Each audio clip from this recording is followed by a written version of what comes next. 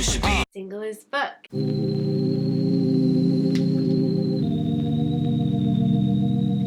What's up, my hippies? It's me, Emily, and you've guessed it. It's time for a single as fuck video.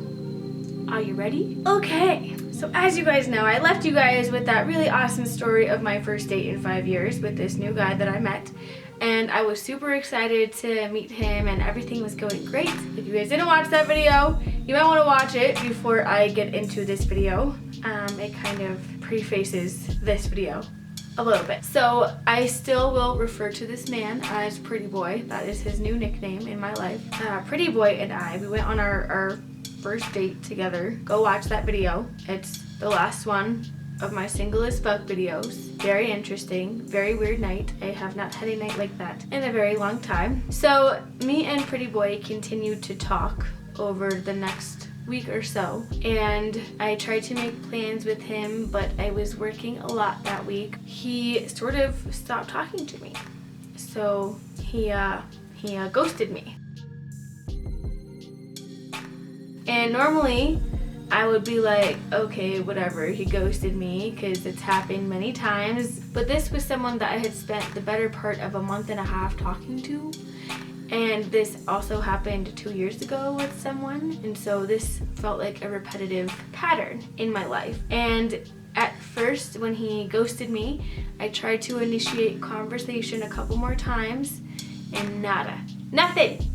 No conversation back. Just not gonna talk to you, you know? And I mean, like, whatever, that's fine. You don't have to talk to me. My motto has always been, if they want to talk to me, they will talk to me. I am not going to push people and bother people in order to get them to talk to me, because I know myself, and if I want to talk to somebody, I'm going to reach out and talk to them. If I don't, I'm not going to do that. So I just figured in my head that he no longer wanted to talk to me. Yes, I was a little hurt by it. I really started to feel like maybe it was me, because this is not the first time this has happened. Of course, your first response is to think it's you. Thankfully, I've been going to therapy, and my thoughts quickly changed. I was still sad about it. I still had sadness, but instead of letting those thoughts of I'm not a good person, like maybe he didn't like me for who I am, instead of letting those thoughts consume my brain, I had to pull myself out of it, and I was like, you know what? It's not me, it's him. Maybe he's going through something and he just can't express it. So I had to change my way of thinking and really not put it on myself, because at the end of the day, it has nothing to do with me and it's everything to do with him. The good thing about it is that I found out that he is kind of an alcoholic. I mean, I don't want to say he's an alcoholic because I don't know him well enough to call him that. However, he drinks a lot on the weekends. He's just in that lifestyle, you know? He's doing his thing, he's living his life. That's okay. Like, if he wants to do that, perfectly fine. It's not my life, it's his life. So maybe it was a good thing that he stopped talking to me. I'm trying to tell myself that maybe if he hadn't stopped talking to me, that I would have been too nice and I would have continued talking to him. When he stopped talking to me, I did get a little bit sad, but what I did to kind of pull myself out was I really focused on my self-love and my self-worth. While I was talking to him, I got really excited and I started to clean up my house a little bit more, and I started to take better care of myself. I pampered myself a little bit more. I put makeup on more often than I usually do, and I really was thinking that I was self-loving myself, when in reality I felt like I was kind of hiding like who I really was from him to kind of please him. I figured out that that's not really holding my self-love, that I need to really find out what it is that I want to be and who I want to be, and continue that for myself and not for anyone else. If I want to clean my house and wear makeup and pamper myself and look pretty, I'm going to do it for me, not for somebody else. So I discovered that I need to really take care of myself for myself, and I kind of have been doing that. I bought myself flowers. That sounds really, really weird, to buy yourself flowers, but for one, It shows yourself appreciation. And instead of waiting around for a guy to buy them for me, I went out and bought them for myself. Like, why not? It was really, really nice waking up every single morning to having those fresh flowers by my coffee and just knowing that I did something good for myself. And not only that, is I've been kind of really focusing on what I'm saying to myself and in my head, saying that I am beautiful still and that I will find the right person and that I don't have to give up, because I completely deleted my dating apps. I didn't want to get on dating anymore. I didn't want to talk about dating anymore. I was really just done after that. I was like, I don't want to do this ever again. Like, I'm so over it. And then just the other day, I got back on and I was like, okay, we're gonna give it another shot. We're gonna see how this goes, and I'm gonna bring myself out of this and try to like find people that I can talk to and not really care so much about the relationship part of it, because that's not what really matters. I just want to find someone out there who I can talk to and establish some kind of connection. And I think with Pretty Boy, I was really focused on like that relationship. I was like, this is gonna be a relationship, and I was so wrapped up in the idea of having someone that like was ready to have a relationship. I was like, yes. So I went through a lot of guys that I was like, this is not right for me, this is not right for me, this is not right for me, like no. And then finally I hit some guys that I've really connected with and I'm really talking to again, and I'm kind of starting over again and giving it another chance, and I have a different outlook on it now. I will admit that I got really attached to the idea of having Pretty Boy be in my life. I got attached too quickly. I will admit that. I got super excited and it was like, yes, like I finally found someone, and I held on to that idea knowing that like maybe it wasn't it, maybe he wasn't the person for me, but I was so consumed in that. And when I was talking to my therapist, she called it the Disney goggles, which is so fitting because Disney Plus just came out. Are y'all with me? Love Disney Plus? Star Wars? Okay. Everyone else is like, no, Tangled. No, Tangled's a good movie, okay? Let's not knock Tangled, but I do love me some Star Wars. So she called it Disney goggles. She said that I need to not be focused so much on where my future is gonna go with that person and just focus on really if I like them and if I enjoy spending time with them in the moment, and not focusing so much on like what's gonna happen a year, 5 years, 10 years down the line if I was with this person, which is kind of what we do when we put on those Disney goggles. We're like, oh, we found Prince Charming, this guy is coming in to save my life, everything is gonna be okay because I found the one. We tend to do that as humans. We're only human, okay? We have human experiences. When we watch Disney movies and romance movies and read romance novels, that's what every romance novel is, right? But is that really real life all the time for everybody? No, it's not. No, it's not. Everyone's relationships form differently. And I think it's really important for me to focus on, you know, the qualities of this person that I really like and the qualities that I really don't like. And if the qualities that I don't like are deal breakers, then to let them go when I feel that way, and not to hold on to them and get attached to them and say, I can put up with this, I can put up with this, even though I know that maybe it's not the best choice for me. That's where I'm at. So if I don't like something, I gotta learn to just say no and say, hey, you're not right for me.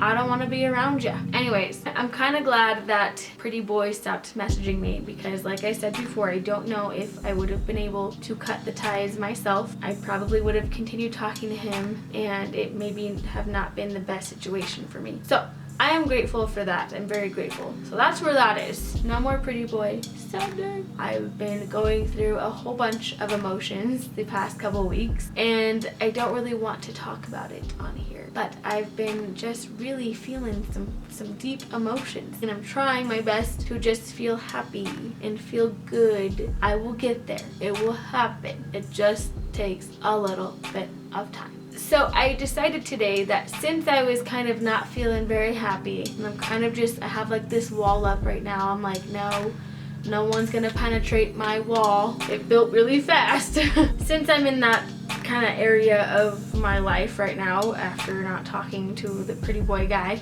I decided to do a tarot reading on myself.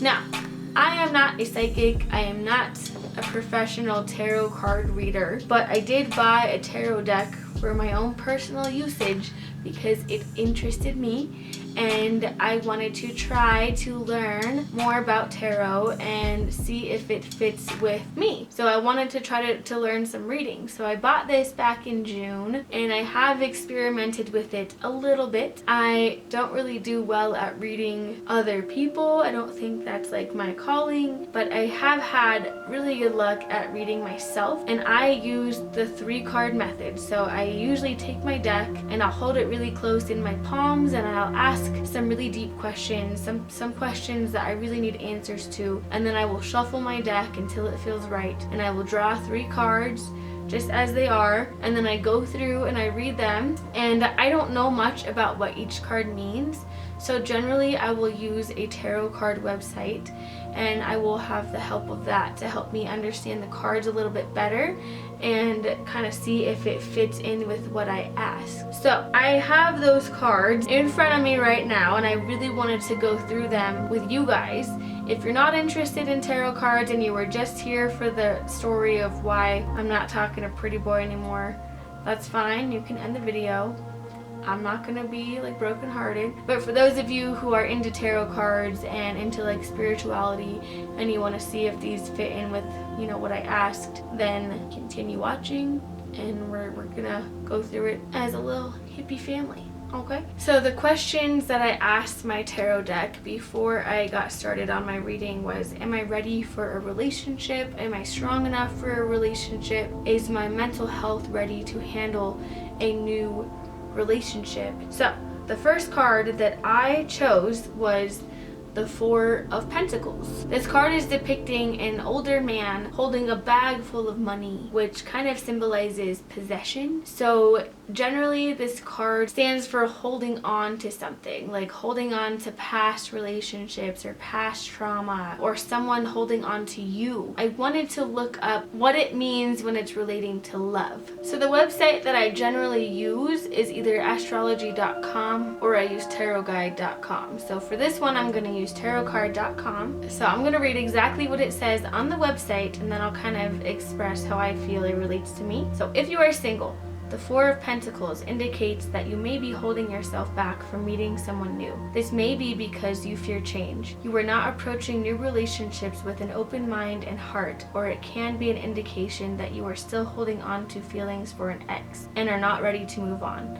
Whatever the cause is, you will need to resolve these issues before you can fully embrace a new relationship. Wow, I definitely feel like this is an accurate card for my situation. Now, I don't have any feelings towards my ex whatsoever. That is not what is holding me back at all. What is holding me back from relationships is myself. It said that I wasn't approaching relationships the right way, which I just explained to you guys, that I was having problems approaching the relationship. I had those Disney goggles on and I was like, oh my goodness, this is Prince Charming coming into my life, where I wasn't really focused on really getting to know this person really well before I made that decision of getting like attached to them. And so I do think it's my approach that is holding me back from starting a new relationship. I also do fear change. I am that kind of person that once I establish my grounds, I like to stay there. I'm very grounded in myself and in what I'm doing. And the minute something changes, whether it be in my personal life or my friend's life or my family's life or my work life, it's extremely hard for me to adapt to that. So the idea of change is a very hard concept for me to really grasp. That sounds accurate. So the next card I drew, it's an upside down Princess of Wands. So tarot cards have a different meaning if you draw them right side up or upside down. This one came to me being upside down. This card depicts a princess standing and like overlooking a view of some sort. So she's really looking into like the distance. So that's kind of what this card depicts. So we're going to look at what it means. When the Princess of Wands is in its reverse position, it calls for a spiritual or solitary path, typically stands for the level of maturity we are meant to come to. Before achieving big things through plans we already made, it reminds us that we must slow down, gather information thoroughly, and be responsible enough to ourselves to understand that we must accept any sacrifice or price paid for the cause that is big enough. So generally speaking, if it's upside down, it means we need to take a step back, really evaluate how we're going to approach that situation and be mature about it, be mature about our decisions. I'm going to read what it means relating to love and being single in particular. The Princess of Wands carries a price tag of individuality. It might be a bit of a strain on love relationships, especially in long-term bonds where one could feel the need to break free so they can once feel like themselves. She is passionate and a tad asexual, still learning about her true strengths and calling, and ready to experiment and expand horizons of both people involved. In the ideal case, this card will announce a new relationship, one that requires a lot of freedom, solid friendship, where both individuals are willing to sacrifice their belief that they can only be free when alone. It is a card of support for each other's inner child in its way of honest expression in the material world in the realm of physical pleasures. The reason why I think this card is important to my reading is that I am somebody who likes my alone time. I like my free time. I like to do what I like to do.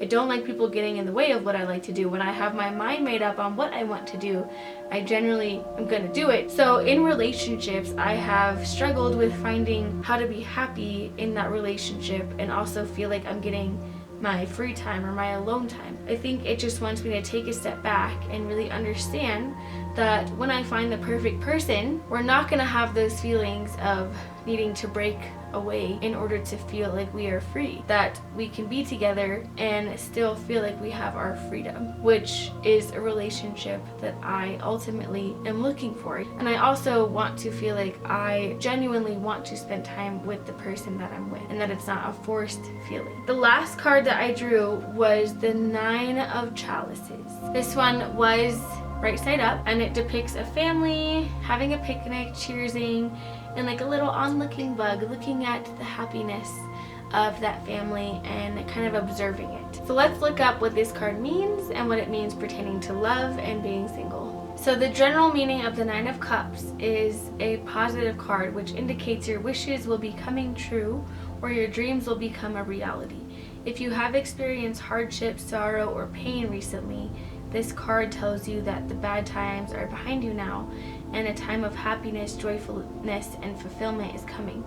With the Minor Arcana card appearing in your tarot spread, you will be able to accomplish anything you put your mind to, as it represents triumph, success, and achievement. Your efforts will not go unnoticed either, as it signifies recognition. The Nine of Cups also represents having a high self-esteem and high confidence. It is a card of celebration and parties. Interesting, because I have explained in this video that I am really looking to maintain my high self-confidence and high self-love, and when I read this and I was looking at the meaning behind it, it really was reassuring to know that like my dreams and what I want out of this life are going to come true, and that I shouldn't let my feelings get in the way of that. Okay, so if you are single, the Nine of Cups indicate that you are in a very healthy state mentally and emotionally. You have learned from your past experiences and gained a level of emotional maturity and self-esteem that will benefit you greatly in your future relationships. When you are ready to get involved with someone, the positive energy and confidence that is emanating from you should help to ensure that you attract the right type of person to you. Now is a great time to get out there and meet new people. Very interesting. So what I got from this card is that I need to stop worrying about not getting my dreams and desires, and that I need to start realizing that it is the right time for me to start looking for somebody, and that I need to not get discouraged over it. So that's kind of what I've been doing. I was doing that before I did this tarot spread on myself. I just did this tarot spread before I started filming, and I just wanted to share it with you guys.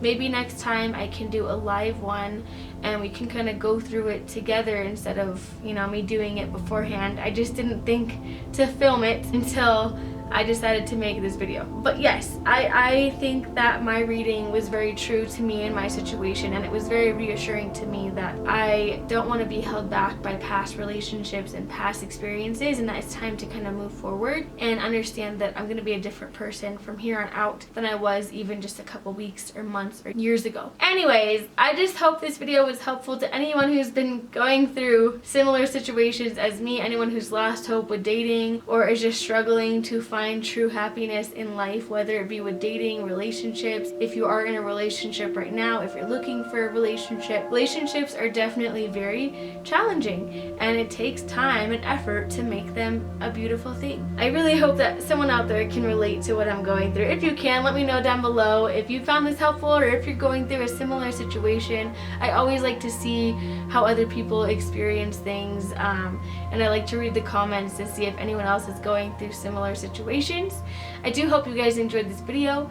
If you did, please don't forget to like and subscribe to my channel. I put out new videos every Friday. I hope you guys are having a great weekend, and I will see you in the next one. Goodbye!